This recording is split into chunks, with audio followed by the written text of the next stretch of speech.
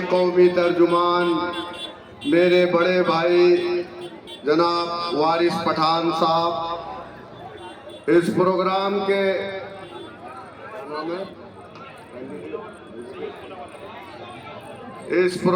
के ऑर्गेनाइजर और आपके प्रत्याशी जनाब मुनव्वर साहब, वार्ड 187 से जनाब फरहान साहब, वार्ड 184 से अमीना आरिफ सैयद, और मेरे सामने बैठे धारावी के इस इलाके के मेरे गय्यूर नौजवानों, मेरे बुजुर्गों, पर्दे में बैठकर सुनने वाली मेरी इज्जतदार माँ और बहनों, सबसे पहले तो मैं आपसे पूछना चाहता हूँ कि यहाँ पर उत्तर प्रदेश के लोग कितने हैं?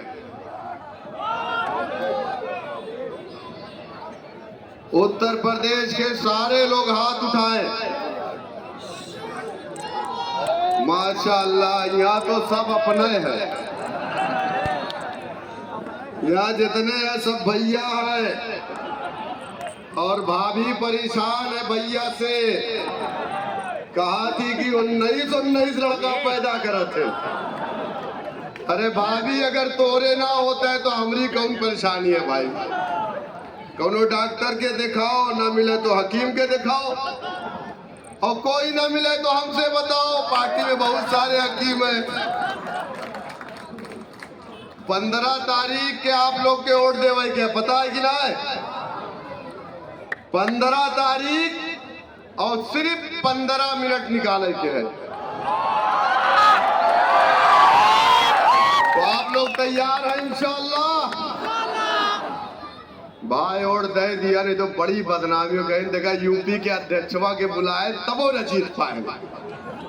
ये बदनामी तो ना होई ना। वारिस पठान साहब को एहसास दिला दीजिए कि यहाँ पर उत्तर प्रदेश है, और वो छोटे वाले मंत्री को बोल दीजिए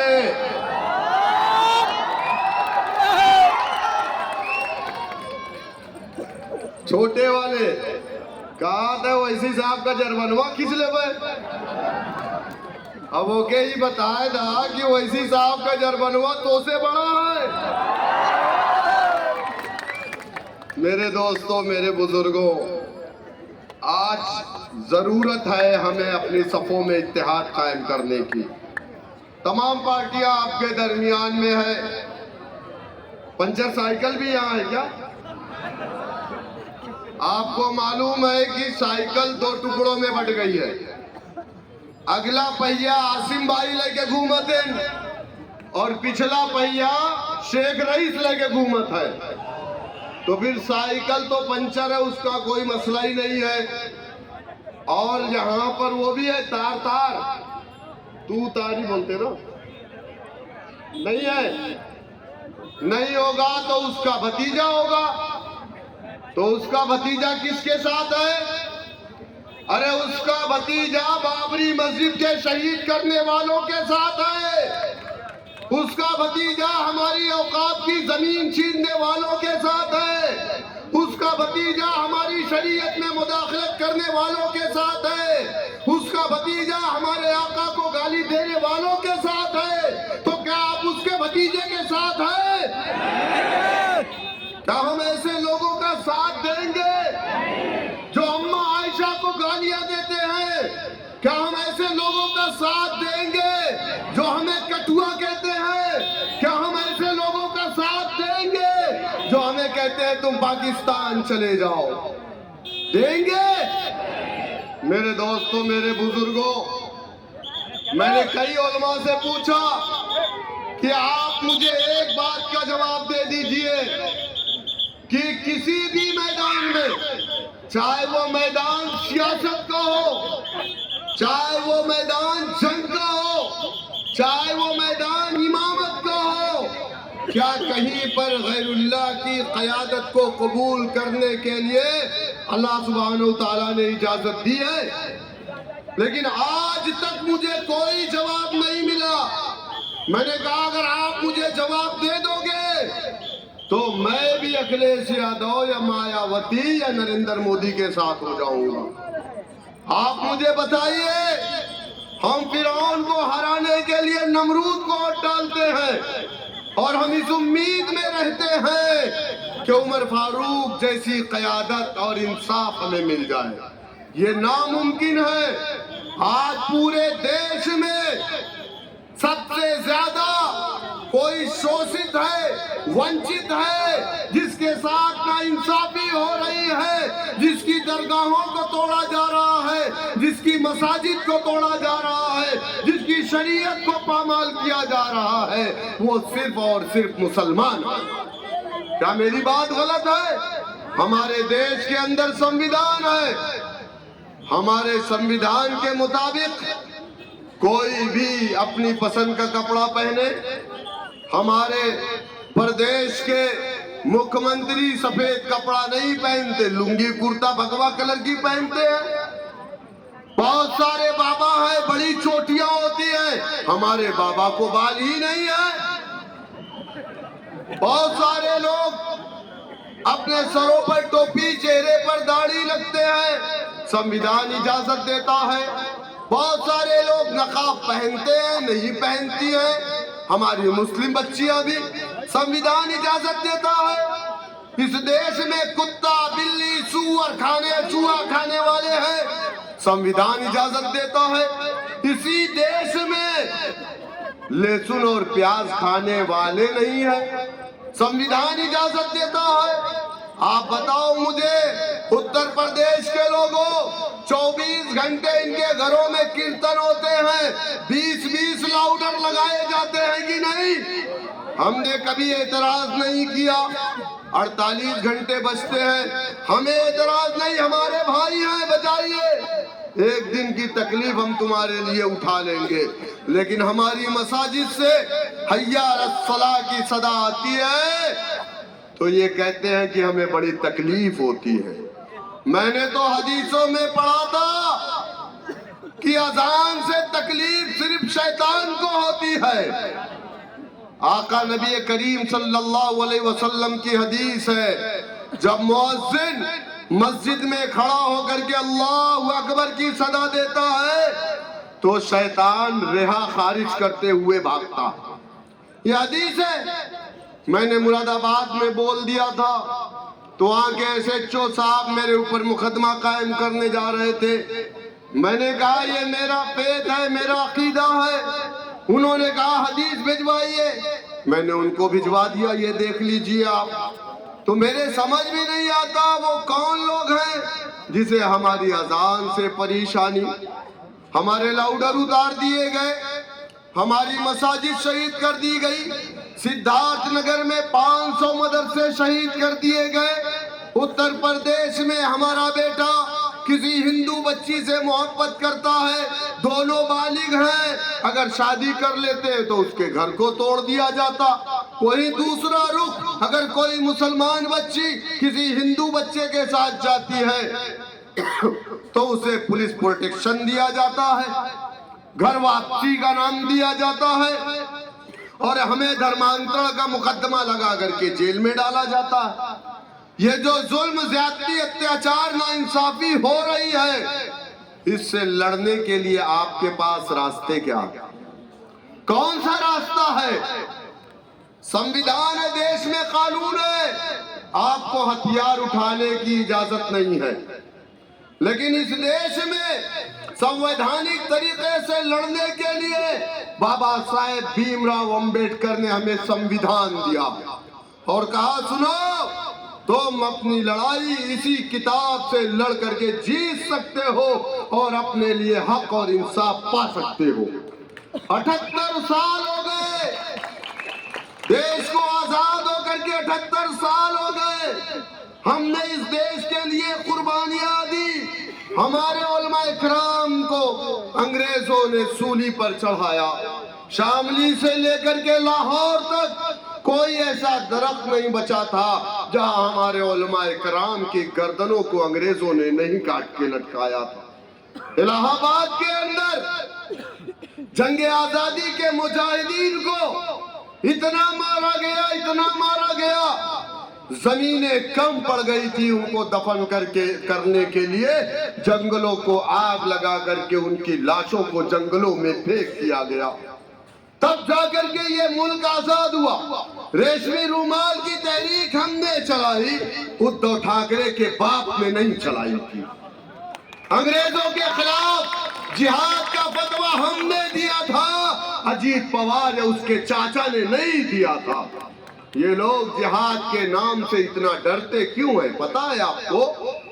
क्योंकि ये अंग्रेज की औलाद, 5 बार इन लोगों ने अंग्रेज हुकूमत को माफीनामा लिखा था, जिसे ये वीर कहते हैं, वीर सावरकर। वो वीर नहीं, वो डरपोक सावरकर था, जिसने 5 बार अंग्रेजों को माफीनामा लिखा और कहा मुझे माफ कर दो, मैं आज से तुम्हारा गुलाम। 50 साल तक इन लोगों ने हमारी आन बान शान, हमारे तिरंगे को अपने हेडक्वार्टर पर नहीं लगाया। हमने तिरंगा बनाया, रेशमी रूमाल की तहरीक हमने चलाई, जिहाद का फतवा हमने दिया, तब जाकर के ये मुल्क आजाद हुआ। आजादी के बाद हमने कोई सियासी पार्टी नहीं बनाई। हमने कांग्रेस हुकूमत को कहा देश आजाद हो गया, हमारे उलमाए कराम वापस अपने मदारिस को चले गए, मसाजिद को चले गए, खानकाह को चले गए, दरगाह को चले गए और इस देश को कांग्रेस के हवाले कर दिया। और क्या कहा कांग्रेसियों से?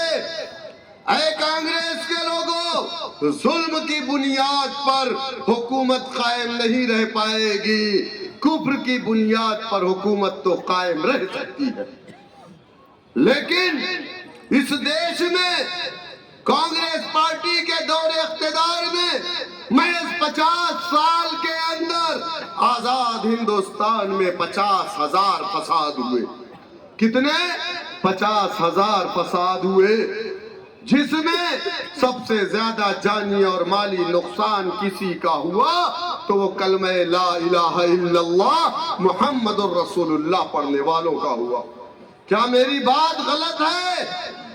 तारीख के पन्नों को पढ़ लीजिए। ऐ कांग्रेस पार्टी के चपरासियों, दलालों, ऐ अजीत पवार और शरद पवार के चपरासियों, मैं तुमसे कह रहा हूं, तब तुम्हारी राष्ट्रवादी भी कांग्रेस थी, बाद में तुम अलग हुए हो। 50,000 दंगे हुए। अगर एक दंगे में 5 लोग मारे गए तो 50,000 दंगों में 2.5 लाख मौतें हुई। ये मैं नहीं कहता, ये तारीख के एदादो शुमार कहते हैं। 2.5 लाख लोग मारे गए और 2.5 लाख लोगों में 90% मुसलमान मारा गया, यानी 2,25,000 मुसलमान का कत्लेआम आजाद हिंदुस्तान में महज 50 सालों के अंदर हुआ। क्यों हुआ? मैं पूछना चाहता हूं उन नाम नहाद सेकुलर चपरासियों से, अरे हमने तो इस देश की कमान तुम्हारे हाथों में दी, हमने सेकुलरिज्म के नाम पर भरोसा किया।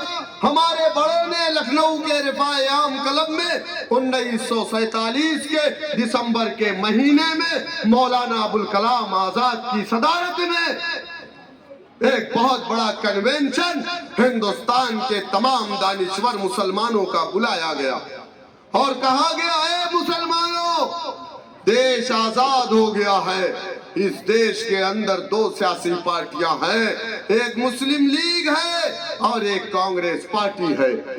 हमारे बड़ों ने कहा कि ऐ मुसलमानों, मुस्लिम लीग तुम्हारी पार्टी नहीं है। हमने लब्बैक कहा मुस्लिम लीग एक फिरका परस्त जमात है, मुस्लिम लीग के कायदीन तुम्हारे कायद नहीं है। हमने लब्बैक कहा, हमसे कहा गया कांग्रेस पार्टी तुम्हारी पार्टी है। हमने लब्बैक कहा नेहरू तुम्हारा लीडर है। हमने लब्बैक कहा कांग्रेस पार्टी के डंडे झंडे को हमने अपने कंधों पर रखा, जिंदाबाद के नारे लगाए, वोट दिया, नोट दिया, सपोर्ट किया।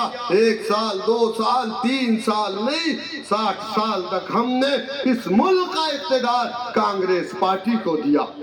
क्या मेरी बात गलत है? ऐ मुसलमानों, मुहासिबा करो। आप तो बड़े का पाया खा करके सो जाते हैं, सोचते ही नहीं कि क्या हो रहा है। मुहासिबा करो। यौम आजादी के 78 साल और ये दबा कुचला मुसलमान कहां पहुंच गए? 800 साल हुकूमत करने वालों, मुहासिबा करो। वो कौन सी गलती आपने की कि मैं 60 सालों में इन नाम नहाद सेकुलर पार्टियों ने हमें दलित से बदतर बना दिया? दलित से बदतर ये मैं नहीं कह रहा हूं। लोग कहेंगे आया था फेंक करके गया। हम बैरिस्टर ओवैसी के सिपाही हैं, हम नरेंद्र मोदी के फेंकू नहीं है। हम बैरिस्टर ओवैसी के सिपाही हैं। हमने सियासत बैरिस्टर से सीखी है और हम फेंकते नहीं हैं। Sachar committee, Ranganath Mishra commission, Kundu commission, Mahmoodur Rahman committee, Gopal commission की रिपोर्ट है कि इस मुल्क का मुसलमान दलित से बदतर अपनी जिंदगी को गुजार रहा। अरे हर समाज तो आगे बढ़ गया, हर समाज को इंसाफ मिल गया, हर समाज मुख्य धारा से जुड़ गया। अगर कोई आगे नहीं बढ़ा, अगर कोई मुख्य धारा से कट गया, अगर कोई अपनी मसाजिद को खो दिया, अगर किसी ने अपने नौजवानों को खो दिया, अगर कोई ऐसा है जिसकी तादाद हिंदुस्तान में तो 14% है लेकिन हिंदुस्तान की सलाखों में 27% है, तो वो मुसलमान है। ये नाइंसाफी नहीं है तो क्या है? इसी नाइंसाफी के खिलाफ मेरे कायद नकीब मिल्लत, हबीब मिल्लत जब बोलते हैं तो ये चपरासी कहते हैं कि ये बीजेपी की बी टीम है। आप बताइए मुझे, अगर हम बीजेपी की बी टीम होते तो सबसे पहले तेलंगाना या आंध्रा में बीजेपी की हुकूमत बनती, लेकिन हम तेलंगाना में हैं तो आज तक बीजेपी का कोई भी सीएम नहीं बन सका है। मेरे दोस्तों, मेरे बुजुर्गों, हमसे ज्यादा जो आज हम पर जुल्म, ज्यादती, अत्याचार, अन्याय हो रहा, आज हमारे नकाब पर हमला, आज हमारी बच्चियों पर हमला, आज हमारे नौजवानों पर हमला, आज हमारी दाढ़ी पर हमला, आज हमारी शरीयत पर हमला। हाँ, बताओ मुझे, इससे लड़ने का आपके पास रास्ता क्या है? रास्ता एक रास्ता है जिस रास्ते को बाबा साहेब भीमराव अंबेडकर ने बताया। वो रास्ता सिर्फ और सिर्फ सियासत का रास्ता है, कोई दूसरा रास्ता नहीं है जिस रास्ते पर चल करके आपको इंसाफ मिलेगा। जब दलितों के साथ अन्याय हो रहा था, अत्याचार, उत्पीड़न हो रहा था, उनकी बहन बेटियों की इज्जतें लूट ली जाती थी, इस पुलिस स्टेशन में एफआईआर दर्ज नहीं होती थी। आप बताओ उत्तर प्रदेश वालों, मैं उन दलितों की बात कर रहा हूं जो 11% उत्तर प्रदेश में है, जिसे हमारे देश के संविधान ने अनटचेबल कहा है, अछूत कहा है। वो 11% है। जब तोरे घरा की गैया मर जात रही, के बुलावत रहा? जब घरा का जानवरवा मर जात रहा आज से 25 साल पहले, तो के बुलावत रहा? जा बे राजकुमारा के बुलाए लाओ।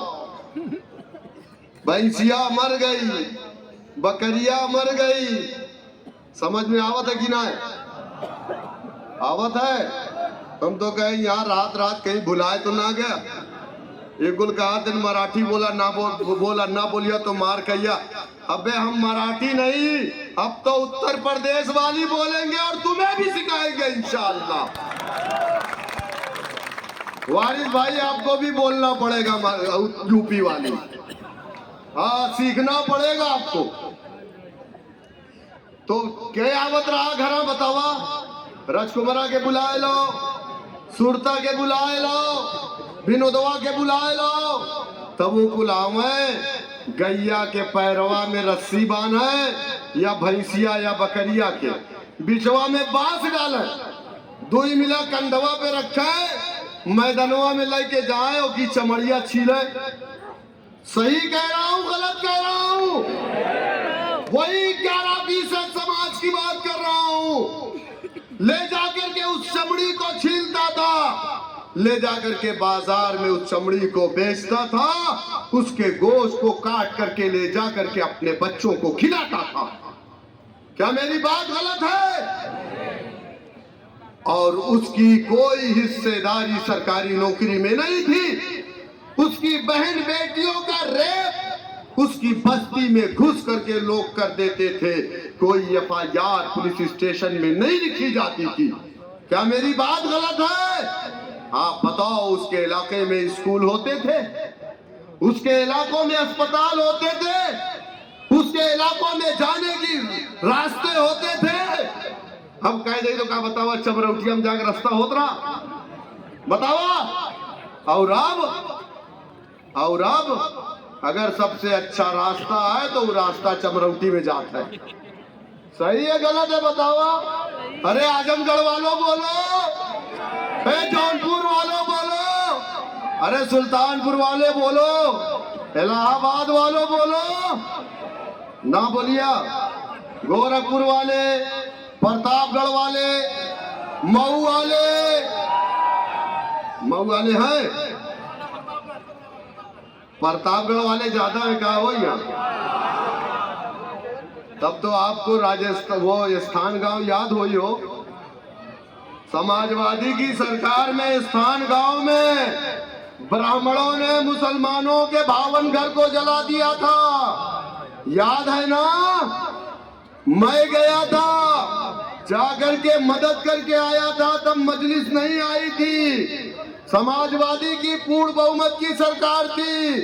यही अबू आसिम आजमी जो झूठी कसम, खुदा कसम, खुदा कसम, खुदा कसम, खुदा कसम, ये अबू आसिम आजमी गए थे और क्या बोले, 50,000 रुपया एक एक घर वालों को। मैं जब वहां गया 250 लोग थे, भला हो उन मदरसे वालों का जिन लोगों ने अपने मदरसों में 250 लोगों को रखा था। जा करके कहा गया 50,000 रुपया, मैंने कहा मत लेना, बोल देना मेरा घर बना करके दो। क्या 50,000 में कोई घर बनता है? समाजवादी की सरकार थी। डीएसपी जियाउल हक स्थान गांव की जांच कर रहे थे कि इस गांव को किसने जलाया। स्थान गांव उसको लूटा गया, पहले ब्राह्मणों ने लूटा था उस गांव को, बकरी उठा ले गए थे, लोटा उठा ले गए थे, मोटरसाइकिल। हम झूठ बोली थे, झूठ बोली थे नहीं, बहुत लोग समझे तो ये फेकत है। हम नरेंद्र मोदी की नाई ना फेंकते, हम लोग वैसी साहब के सिपाही हैं। उसकी जांच कौन कर रहा था? डीएसपी जियाउल हक कर रहे थे। और डीएसपी जियाउल हक जब जांच कर रहे थे तो वो जांच कहां पहुंची? बोलो कहां पहुंची? अरे वो राजा भैया गुंडा का, जो कुंडा का गुंडा है, उस तक पहुंची कि नहीं पहुंची? और राजा भैया समाजवादी पार्टी का कैबिनेट मंत्री था कि नहीं था? जेल मंत्री था कि नहीं था? क्या डीएसपी जियाउल हक की बेवा परवीन आजाद ने चिल्ला चिल्ला करके मीडिया के सामने नहीं कहा था कि मेरे शौहर को राजा ने मरवाया है? इल्जाम लगा। लेकिन वारिस भाई मैं आपको बताऊं, समाजवादी पार्टी की ये निकम्मी सरकार मुसलमानों की बदौलत 222 सीट जीत करके आई थी। 3 महीने में राजा भैया को क्लीन चिट दे दी, कोई कार्रवाई नहीं हुई। मेरे दोस्तों, मेरे बुजुर्गों, ये हालात है इन नामनहाद सेकुलर पार्टियों का। आप बताओ मुझे इंसाफ कैसे मिलेगा? दलित परेशान था, तब जाकर के उनका एक नेता जिसका नाम काशीराम था। काशीराम कहाँ के रहने वाले थे? आप लोगों को मालूम है काशीराम कहाँ के रहने वाले थे? अरे काशीराम पंजाब के रहने वाले थे। काशीराम पंजाब के रहने वाले थे। काशीराम को जब पता चला कि मेरा 11% दलित समाज अपने अधिकारों से वंचित है, उसके साथ ज्यादती हो रही, उसके साथ नाइंसाफी हो रही, उसकी बहन बेटियों की इज्जतें लूटी जा रही, तो काशीराम उत्तर प्रदेश आए। आइए, मैं मेरी बात को समझने की कोशिश करिए, मैं आपको कहां लेके जा रहा हूं, प्लीज समझिए। काशीराम उत्तर प्रदेश आए और अपने 11% वालों की बस्तियों में जाकर के कहा, है मेरे समाज के लोगों, अगर तुम चाहते हो तुम्हारे साथ इंसाफ हो तो जमहूरियत में, लोकतंत्र में तुम्हें अपना डंडा, अपना झंडा, अपना नेता बनाना पड़ेगा। सत्ता की चाबी को अपने हाथ में लेना पड़ेगा। यही वो सत्ता की चाबी है जिससे तुम इंसाफ के सारे दरवाजे को खोल सकते हो। आज लड़ाई नाली नापदान की है, अरे ये तो मिनटों में बन जाएंगे। आप अपनी सभा में इत्तेहाद खाली पैदा कर लो। क्या कहा? कहा कि तुम सत्ता की चाबी में अपने हाथ में लो। लोगों ने कहा, अरे काशीराम आया है, जनसंघ से पैसा, तब ये भाजपा जनसंघ थी। क्या इल्जाम लगा?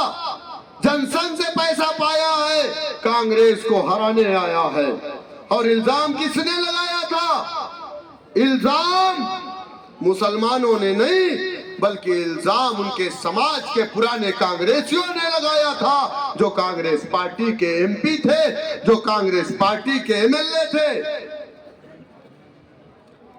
अब भैया स्पीच खत्म। मैं तो आपको आखिर पायदान पे लाकर के बात पूरी करना चाह रहा था।